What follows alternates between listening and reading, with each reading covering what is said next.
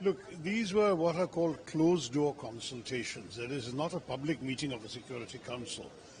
All we hear about these are unofficial background briefings given by delegations who were inside the room. But the room itself is a very small chamber. I've been there many times. It's just the 15 members of the council, their own teams, and the members of the secretariat. There is no audience, no spectators, no media. So the first thing is that everything we hear about this, you must understand, is not official or confirmed.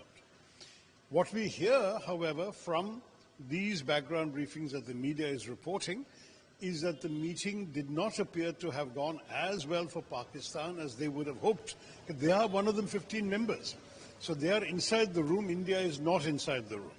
So in these circumstances, Pakistan would have thought that they had an advantage. But the impression that we are getting is that a number of delegations asked very tough questions, in particular about the Lashkar-e-Toiba, its role, its initial claim of responsibility, and so on. And I think the concerns that have come out have been largely that terrorism is extremely dangerous and that it can understandably provoke an Indian reaction, which in turn can lead to further escalation. So there was a certain willingness, from what I gather, to be very critical of what happened in Pahalgam. Honestly, beyond that, it is difficult to say. We need to wait for official statements. The Secretary General has issued a rather predictable statement expressing concern about the prospects of war.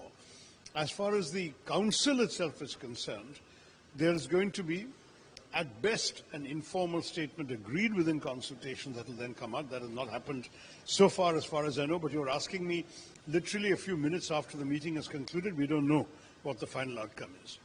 Secondly, there can be an official meeting of the Council. Some members may well say that given that Pakistan is a party to the dispute, to come up with an agreed position, having heard only the Pakistani view and not the Indian view, would not be right, and therefore some member states may suggest an open meeting of the Council. We don't know again.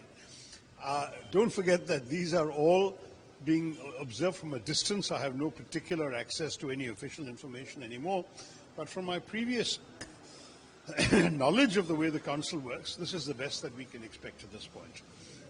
I am quite confident that the Council will not pass a resolution criticizing Pakistan because China will veto it. They will not pass a resolution criticizing us because many countries will object to it and probably veto it. So it is going to be more a call for peace and concern about terror and general kind of language. I'm not expecting anything specifically out of the Council, either in informal consultations or in a formal meeting, that will actually affect us directly very much or affect the Pakistanis very much. That is the sad reality of the way these things function.